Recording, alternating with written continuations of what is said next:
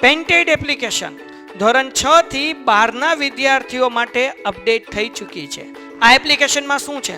બધા જ વિષયના વિડીયોઝ છે. ગુજરાતની બેસ્ટ ફેકલ્ટી દ્વારા લાઈવ લેક્ચર્સ છે. આઈએમપી પ્રશ્ન છે, ટેસ્ટ સિરીઝ છે અને ગુજરાતના તમામ વિદ્યાર્થીઓ સાથે તમે તમારી કમ્પેરિઝન કરી શકો છો. ગેમિફિકેશન છે અને બીજું ઘણું બધું. તો તમે એપ્લિકેશન ડાઉનલોડ ન કરી હોય તો ડિસ્ક્રિપ્શનમાં લિંક આપી છે. હમણાં જ પ્લે સ્ટોર ઉપર જાઓ અને એપ્લિકેશન ડાઉનલોડ કરો.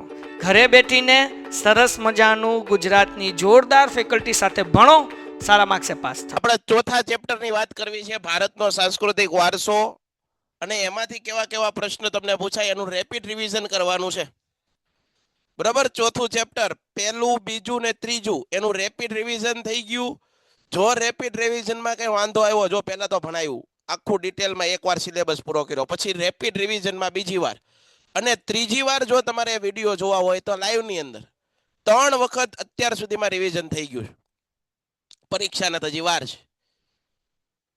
તમારે કેટલું ભણવું હોય તમારે આધાર રાખવાનું. જે એક જગ્યાએ નો સમજાય બીજી જગ્યાએ જો લાઈવની અંદર પણ આનો આ ટોપિક હું પાછો રાતે આઈએમપી તરીકે આપું છું, જેથી કરીને આપણા વિદ્યાર્થીઓ છે, આપણી પાસે ઓફલાઈન ભણે છે, ઓનલાઈન ભણે છે, બધાને 3 વખત રિવિઝન થાય. ચાલો ઝડપથી વિયાવો. ભારતનો સાંસ્કૃતિક સાહિત્યક વારસા વિશે વાત કરવી છે. ચેપ્ટર નંબર છે 4. કાલે આપણે ત્રીજું ચેપ્ટર જોઈ લીધું હતું. બરાબર, ચેપ્ટર નંબર છે 4, કાલે આપણે જોઈ લીધું હતું. આજે આપણે ચોથું ચેપ્ટર જોઈશું. કુલ માર્ક્સ છે એના કેટલા? તો કે ભાઈ કુલ માર્ક્સ છે એના 3 માર્ક્સ છે. બરાબર છે. એની અંદર 3 માર્કનો પ્રશ્ન એક પૂછાય તમને વિભાગ સી ની અંદર અને એક પ્રશ્ન પૂછાય વિભાગ એ ની અંદર, એટલે 4 માર્કનું આખું આ ચેપ્ટર છે. સાહેબ એમાં કેવા પ્રશ્ન આઈએમપી પૂછાય એની વાત કરો તો કે ભાઈ પ્રાચીન ભારતની વિદ્યાપીઠો 3 આપેલી છે.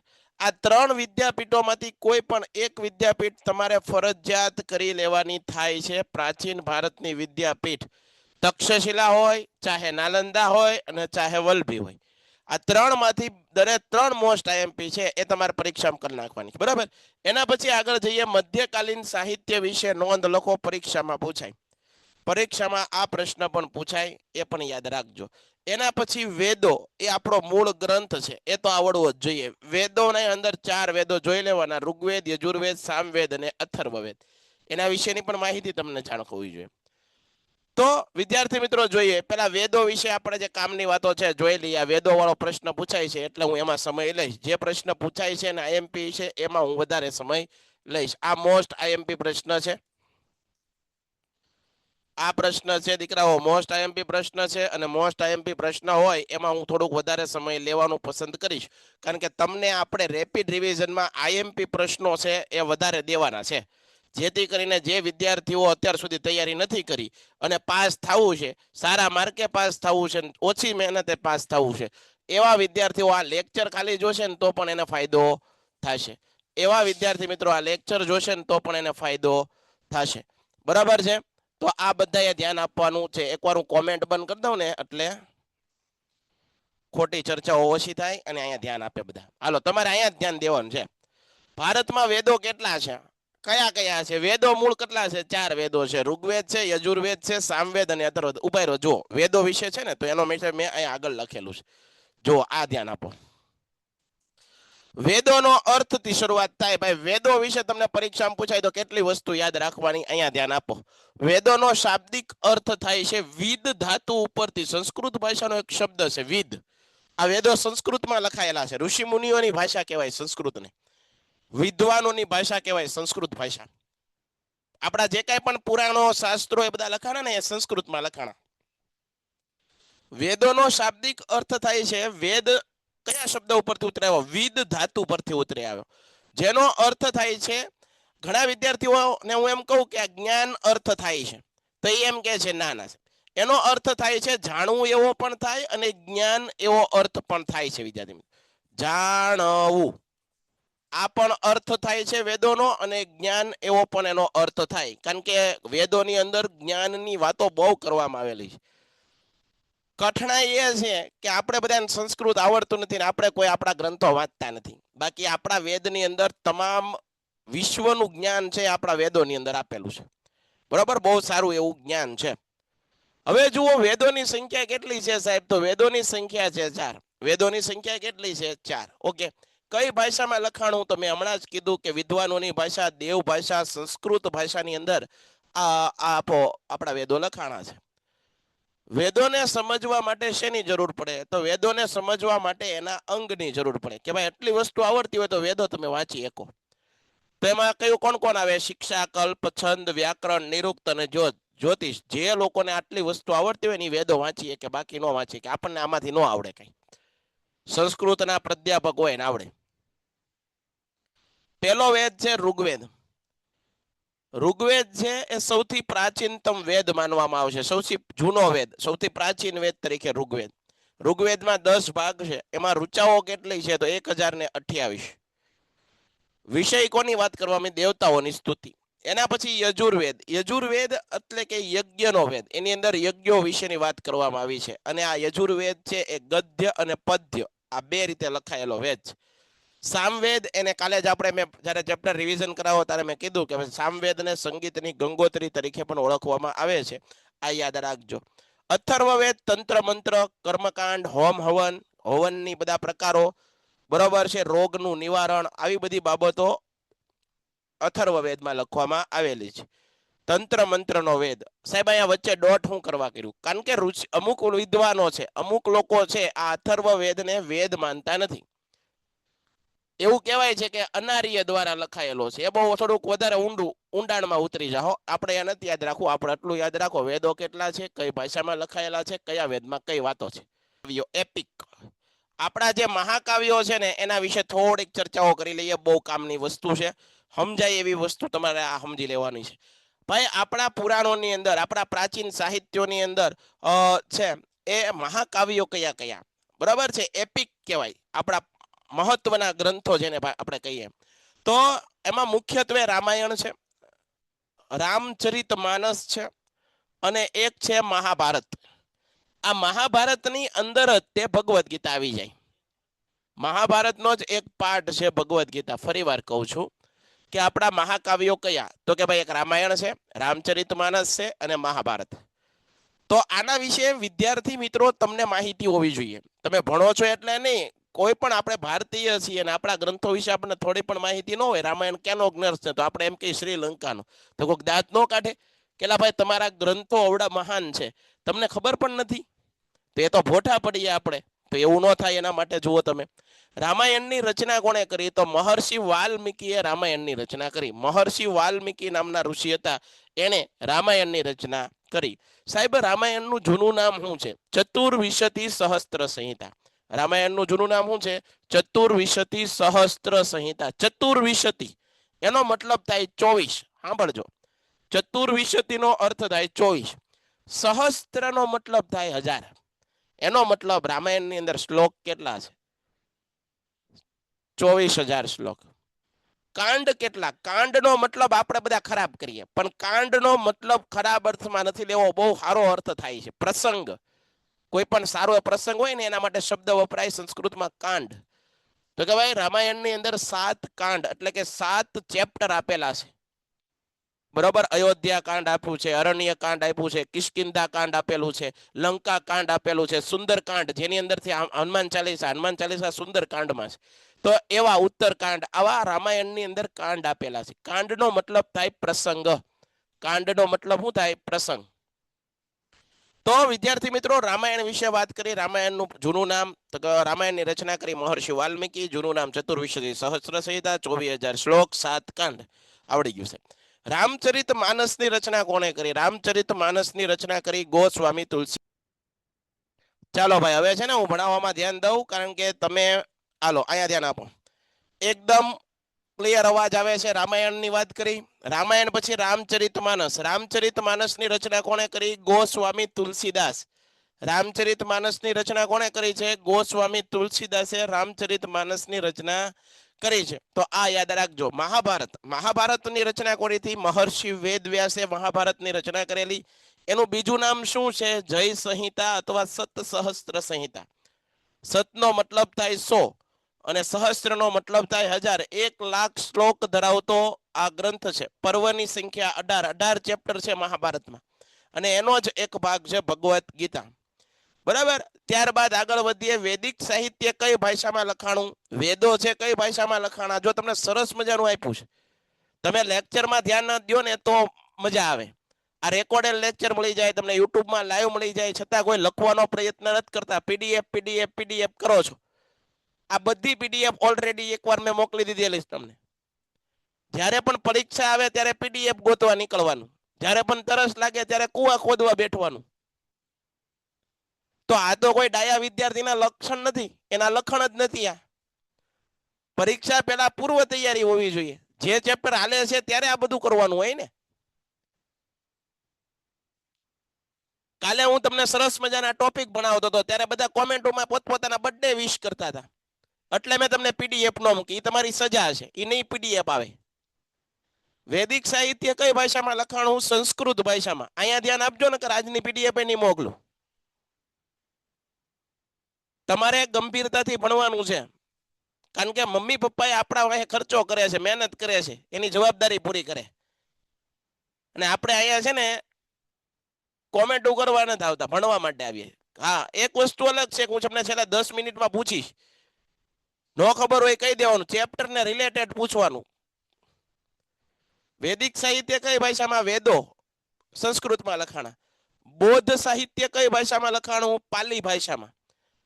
જૈન સાહિત્ય કઈ ભાષામાં લખાણું? પ્રાકૃત ભાષામાં.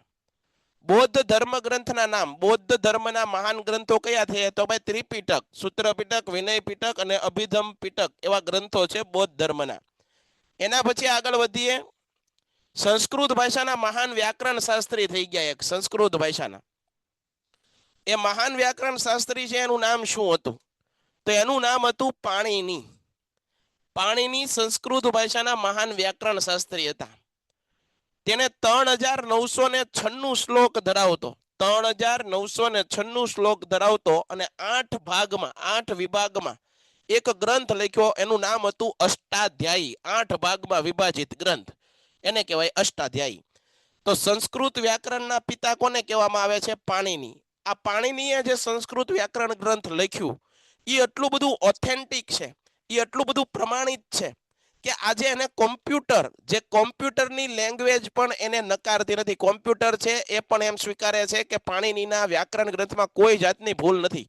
આજનું કોમ્પ્યુટર પણ એ સ્વીકારે છે. વિચાર કરો, વર્ષો પહેલા પુરાણોની અંદર આ વસ્તુ લખાણી. આજે પણ એ ઓથેન્ટિક છે, પ્રમાણિત છે 100%. તો આપણા આવા મહાન વ્યાકરણ શાસ્ત્રીઓ આપણા દેશની અંદર જન્મી ગયા અને એના આપણે બધા વારસદાર છીએ. તો સંસ્કૃત વ્યાકરણના પિતા તરીકે પાણિની 3996 શ્લોક 8 ભાગમાં વિભાજિત અષ્ટાધ્યાયી નામનો ગ્રંથ લખ્યો. એના પુસ્તકનું નામ છે પાણિની સૂત્ર. તમારે સંસ્કૃત વ્યાકરણ શીખવું હોય તેનું પુસ્તક વાંચાય.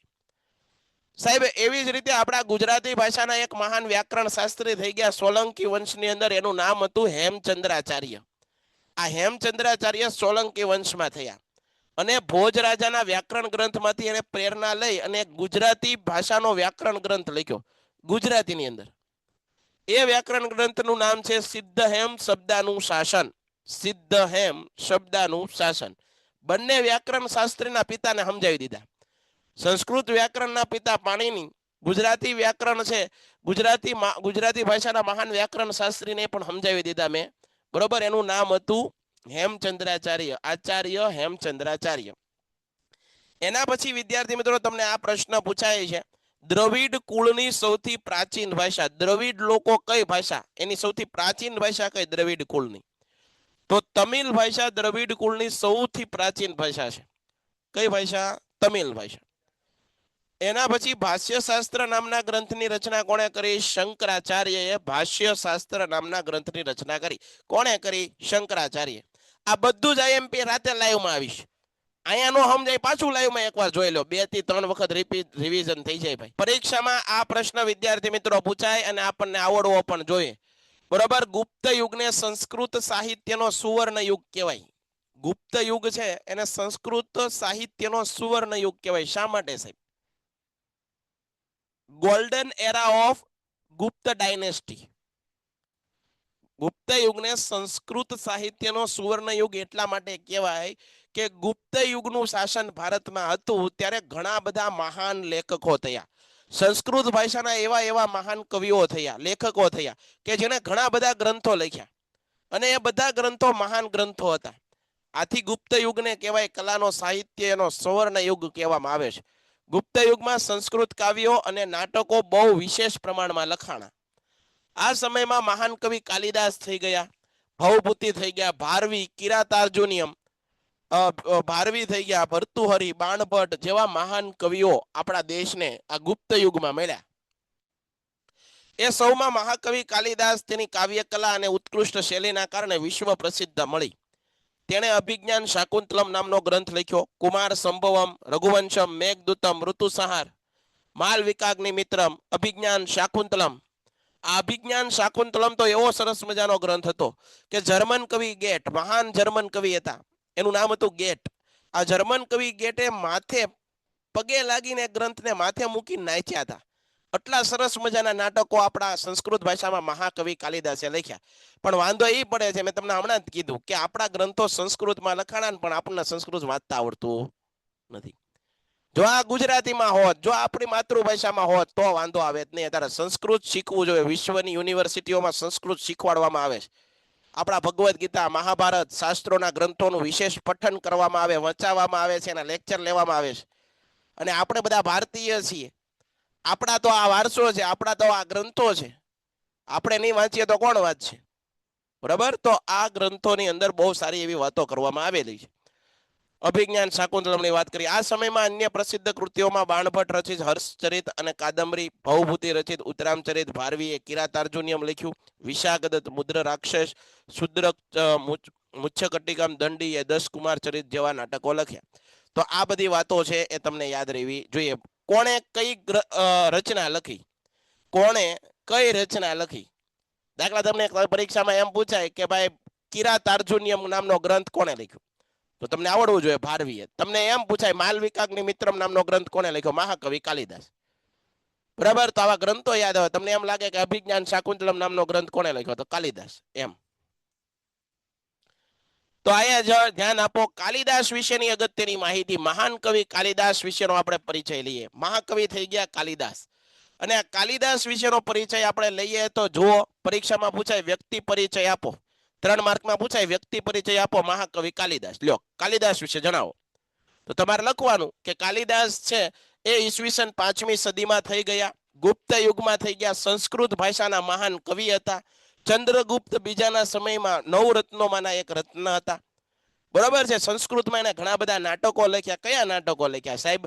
તો અભિજ્ઞાન શાકુંતલમ, વિક્રમો વર્ષમ, માલવિકાગ્નિમિત્રમ, કુમાર સંભવ, રઘુવંશમ, મેઘદૂતમ, ઋતુસંહાર જેવા વિશ્વની શ્રેષ્ઠ કૃતિઓ આ મહાકવિ કાલિદાસે આપી.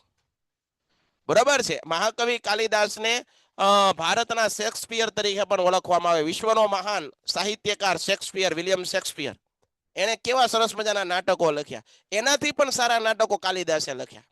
પણ આપણને પહેલેથી વિદેશી વસ્તુ વધારે આકર્ષિત કરે એટલે વિદેશવાળા એ લોકોએ છે આપણને ઉપમા આપી દીધી ભારતના શેક્સપિયર. શેક્સપિયરનો જન્મ પણ નહોતો થયો ત્યારે આપણા દેશની અંદર આવો મહાન કવિ હતા. ઉલટું એવું કેવું જોઈએ કે શેક્સપિયરને બરોબર છે કાલિદાસની ઉપમા આપવી જોઈએ, એની બદલે આપણે શેક્સપિયરની ઉપમા લઈ લીધી. કારણ કે ગુલામી એ હજી ગઈ નથી. ગુલામીની માનસિકતા હજી આપણા ભારતીયોમાંથી જતી નથી. આટલા વર્ષો થઈ ગયા આઝાદીના, છતાં પણ આપણે વિદેશી વસ્તુનો બહુ બધું સ્વીકાર કરીએ. આપણે સ્વદેશી વસ્તુનો એટલે બધા આવકારતા નથી, આપણે એને સપોર્ટ નથી કરતા. બરોબર છે. તો એક આ પણ કારણ છે. ભારતને વિશ્વગુરુ બનાવવું હોય છે તો આપણી પ્રોડક્ટ છે, આપણી વસ્તુઓ છે, એનો આપણે આદર કરવો પડશે, રિસ્પેક્ટ કરવી પડશે, એનો સ્વીકાર કરવો પડશે અને વાપરતા થવું પડશે.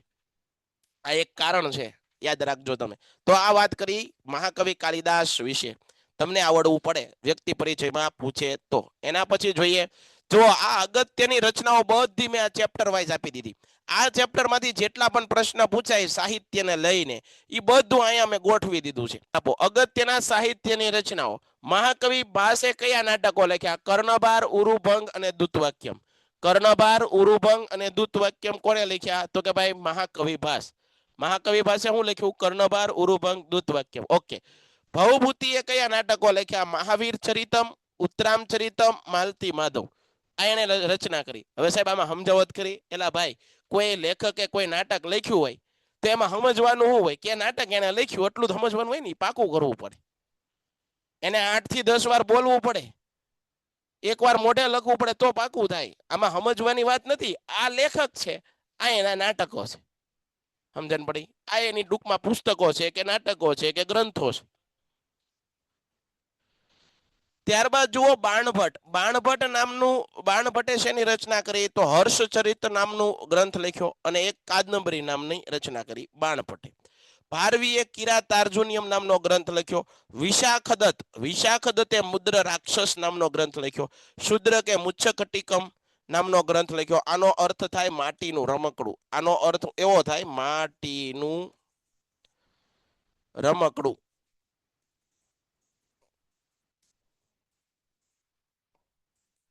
માટીનું રમકડું. શુદ્ર કે મુચ્છકટિકમ નામનું ગ્રંથ લખ્યો, એનો અર્થ થાય માટીનું રમકડું. દંડીએ 10 કુમાર ચરિત. સોમદેવે કથા સરિત સાગર.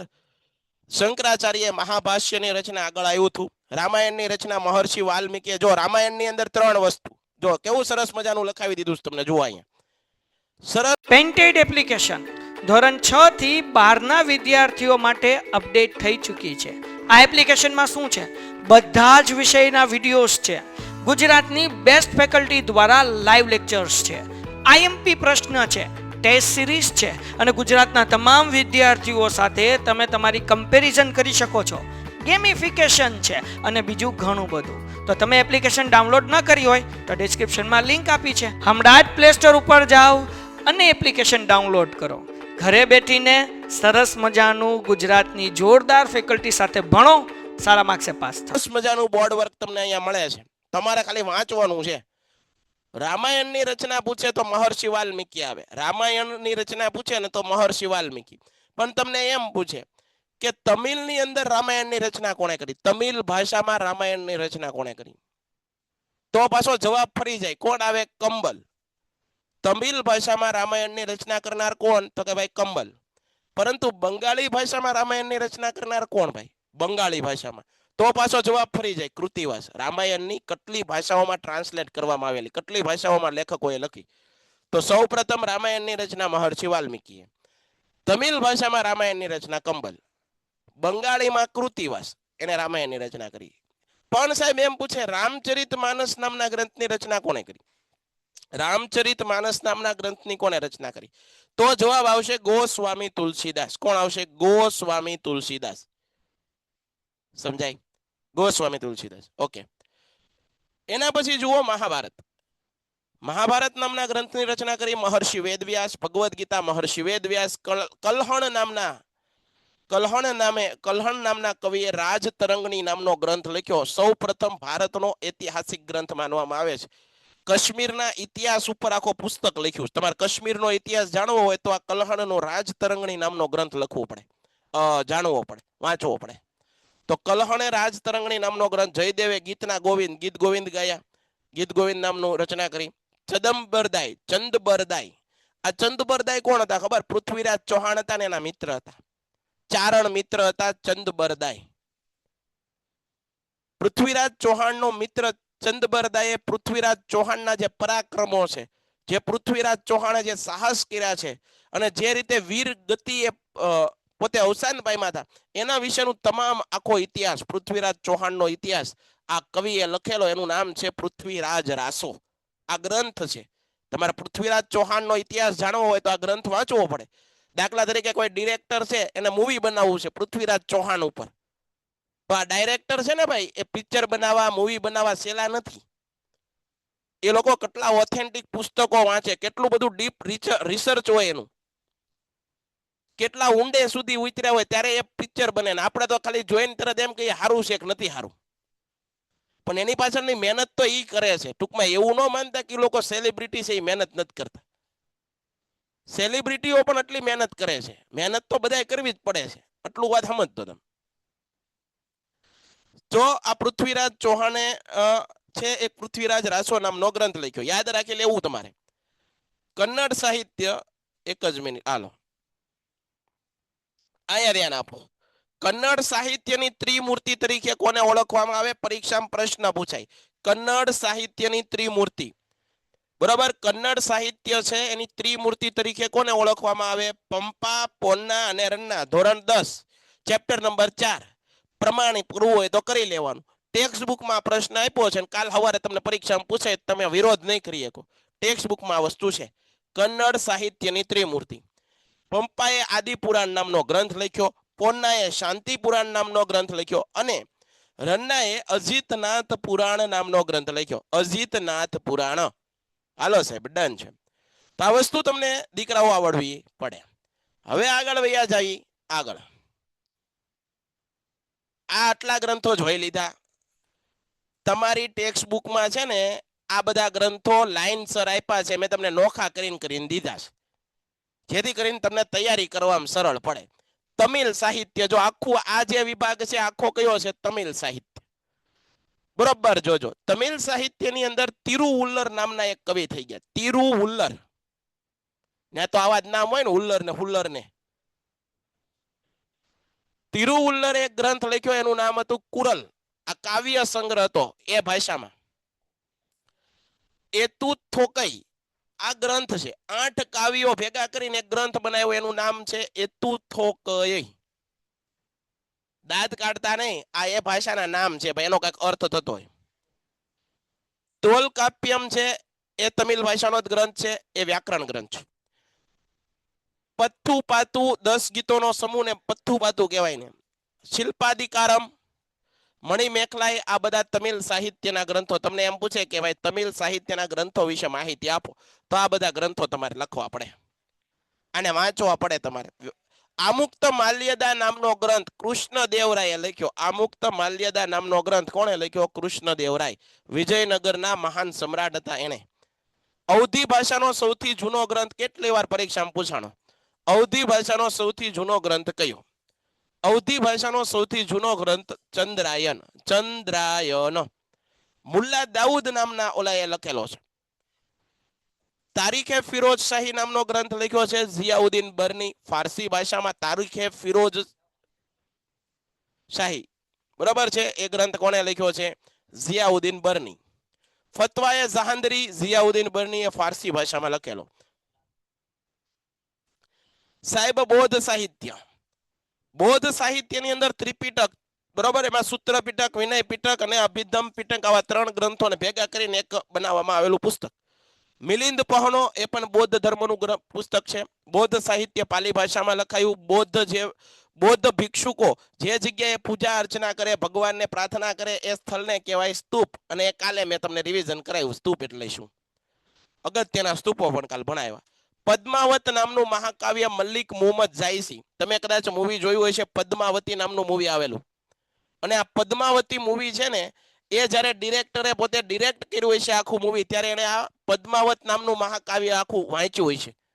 એની અંદર કઈ રીતના રાજા હતા, રાજા કઈ રીતનો રોલ આખો હતો, બરોબર, આ બધું વાંચ્યું હોય પછી એ મૂવી બન્યું હોય. એમનામ નથી બનતા મૂવી.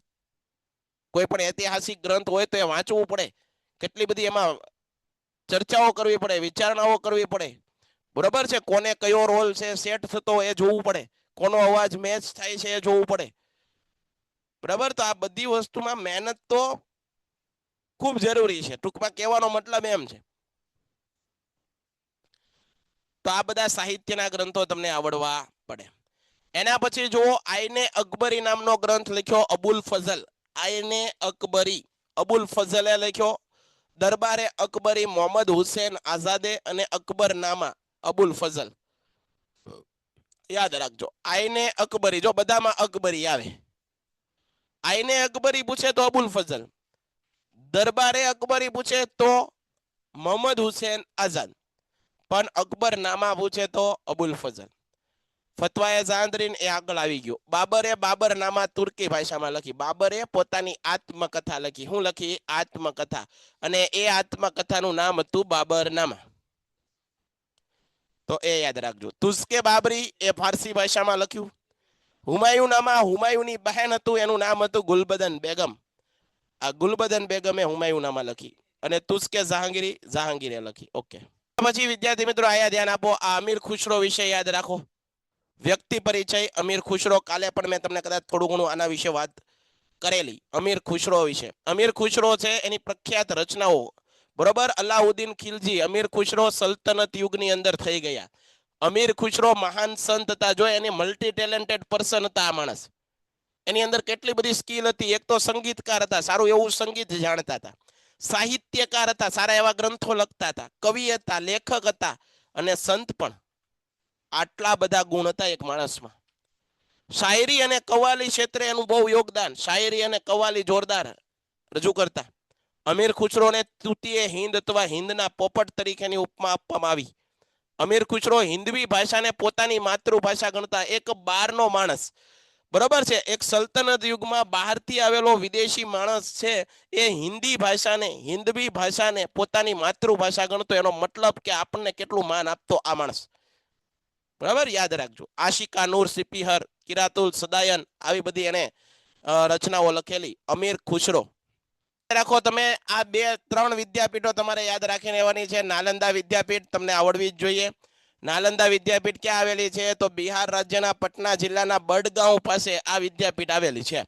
તે બૌદ્ધ ધર્મનું કેન્દ્ર હતી. 5મી સદીમાં કુમારગુપ્તે બનાવી. ગુપ્ત વંશના રાજાના સમયમાં બની. એક પોઈન્ટ લખવાનો, ક્યાં આવી પેલા એ લખવાનું કે બિહાર રાજ્ય, પટના જિલ્લો અને બડગાંવ. આ પહેલો પોઈન્ટ પૂરો. એના પછી બીજો પોઈન્ટ લખવાનું, ક્યાં? તો કે ભાઈ તે કયા ધર્મ સાથે સંબંધિત હતી? બૌદ્ધ ધર્મ સાથે. બીજો પોઈન્ટ પૂરો થઈ ગયો, ઓકે. એના પછી ત્રીજો પોઈન્ટ લખવાનો, ક્યારે બનાવવામાં આવી? 5મી સદીમાં ગુપ્ત વંશના રાજા, એનું નામ હતું કુમારગુપ્ત, એને આ વિદ્યાપીઠ બનાવી. વાત પૂરી. એના પછી મહાવીર સ્વામીએ 14 વર્ષ અહીંયા ચતુર્માસ કર્યા. જૈન ધર્મનું તીર્થ બન્યું. શિક્ષણ ધામ તરીકે ખૂબ પ્રસિદ્ધ હતી. આ વિદ્યાપીઠમાં હજારો વિદ્યાર્થીઓ, અમૂલ્ય ગ્રંથોનો ભંડાર હતો. લાઇબ્રેરી મોટી હતી, એનું નામ હતું ધર્મગંજ. પછી 7મી સદીમાં ચીની પ્રવાસી ડ્યુએન સાંગ છે, એ પણ અહીંયા આવેલો. અહીંયા રહ્યો તો 5 વર્ષ જેટલો સમય આ વિદ્યાપીઠમાં એને ઉજાર્યો હતો. અને જ્યારે અહીંથી ગયા ત્યારે 657 જેટલા ગ્રંથો લઈને ગયા, બરાબર. આ માણસ જિજ્ઞાસુ કેટલો હોય છે, આ માણસ જેટલો ઇતિહાસ જાણવાની કેટલી એનામાં તલબ હશે, વિચાર કરો તમે. જ્યારે ગયા ત્યારે માણસો વસ્તુ લઈ જાય, કઈક સારી વસ્તુ લઈ જાય, એની બદલે માણસ પુસ્તક લઈને ગયો. અને એક બે નહીં, 657 જેટલા તો પુસ્તકો અહીંથી મોટા મોટા આપણા જે મહાન ગ્રંથો હતા એ ગ્રંથો છે ત્યાં લઈ ગયો. નાલંદા વિદ્યાપીઠમાં 7 મોટા ખંડો હતા. તેમાં આશરે 300 વ્યાખ્યાન ખંડો હતા. વિદ્યાર્થીઓને રહેવા માટે મઠ હતા. વિદ્યાપીઠના નિભાવ દાનમાં મળેલા અનેક ગામોમાં આવકમાંથી વિદ્યાર્થીઓને રહેઠાણ, ભોજન અને વસ્ત્રો વિનામૂલ્યે પૂરા પાડવામાં આવતા. લગભગ 700 વર્ષ સુધી દેશમાં પરદેશમાંથી આ વિદ્યાપીઠમાં ભણવા માટે વિદ્યાર્થીઓની લાઈન લાગતી. આ વિદ્યાપીઠની અંદર બહારથી વિદેશમાંથી વિદ્યાર્થીઓ અહીંયા આવતા. અને આજે આપણા વિદ્યાર્થીઓ વિદેશમાં ભણવા જાય છે. ફરક એટલો છે. એક સમય હતો ત્યારે વિશ્વના દેશો ભારતમાં આવતા, બરોબર. ભારતની સમૃદ્ધિ, ભારતની પ્રસિદ્ધિ, ભારતની નામના જોઈ, ભારત જ્ઞાનનો ભંડાર હતો એ જોઈને વિશ્વના લોકો અહીંયા લાઈનો લાગતી હતી. અને આજે આપણા લોકો છે આપણો દેશ છોડી અને બીજા દેશમાં જઈ રહ્યા છે, બરોબર. આપણે વિશ્વગુરુ હતા અને હજી પણ બની શકીએ. તો એના માટે ખાલી માનસિકતા બદલવાની, જે ગુલામીની માનસિકતા જે આપણા મગજમાં ગળી ગઈ હતી એ ફરીવાર આપણે કાઢવી પડશે. તો આપણો દેશ ફરીવાર વિશ્વગુરુ બની શકે, એમાં કોઈ બે મત છે નહીં. તક્ષશિલા વિદ્યાપીઠ પાકિસ્તાનના રાવલપિંડીમાં આવેલી. હવે જુઓ તમને વિદ્યાપીઠ, આ 3 વિદ્યાપીઠો છે. તમારે શાંતિથી વ્યવસ્થિત નથી સમજાતું તો યુટ્યુબના લાઈવ સેશનમાં જાઓ અને એક વિદ્યાપીઠ ભણાવેલી છે. તક્ષશિલા વિદ્યાપીઠનો વિડીયો તમને પેન્ટેડ યુટ્યુબમાં લાઈવની અંદર જડી જાય. મેં જ ભણાવી છે. આખા લેક્ચરમાં ખાલી તક્ષશિલા વિદ્યાપીઠ. નાલંદા વિદ્યાપીઠ એક લેક્ચરમાં ભણાવી છે. આખા લેક્ચરની અંદર ખાલી નાલંદા વિદ્યાપીઠ. વલ્લભી વિદ્યાપીઠ એક લેક્ચરમાં ભણાવી છે. આખા લેક્ચરની અંદર ખાલી વલ્લભી વિદ્યાપીઠ. તમારે જો સમજવું છે તો તમારા માટે એટલા બધા વિડીયો સમાજના મુકાઈ ગયા છે આપણી ચેનલમાં, પણ તમારે ગોતવા પડશે અને એના માટે મહેનત કરવી પડશે. કરવું તમારે પડશે. રસ્તો અમે દેખાડી દીધો છે, અમે અમારું કામ પણ કરી નાખ્યું છે, બરાબર છે. પણ તમારે હવે તૈયારી કરવાની છે. ડન છે? તો આજનો લેક્ચર અહીંયા સુધી રાખીએ છીએ. પેન્ટેડ એપ્લિકેશન ધોરણ 6 થી 12ના વિદ્યાર્થીઓ માટે અપડેટ થઈ ચૂકી છે. આ એપ્લિકેશનમાં શું છે? બધા જ વિષયના વિડીયોઝ છે. ગુજરાતની બેસ્ટ ફેકલ્ટી દ્વારા લાઈવ લેક્ચર્સ છે. આઈએમપી પ્રશ્ન છે, ટેસ્ટ સિરીઝ છે અને ગુજરાતના તમામ વિદ્યાર્થીઓ સાથે તમે તમારી કમ્પેરિઝન કરી શકો છો. ગેમિફિકેશન છે અને બીજું ઘણું બધું. તો તમે એપ્લિકેશન ડાઉનલોડ ન કરી હોય તો ડિસ્ક્રિપ્શનમાં લિંક આપી છે, હમણાં જ પ્લે સ્ટોર ઉપર જાઓ અને એપ્લિકેશન ડાઉનલોડ કરો. ઘરે બેઠીને સરસ મજાનું ગુજરાતની જોરદાર ફેકલ્ટી સાથે ભણો, સારા માર્ક્સે પાસ થાઓ.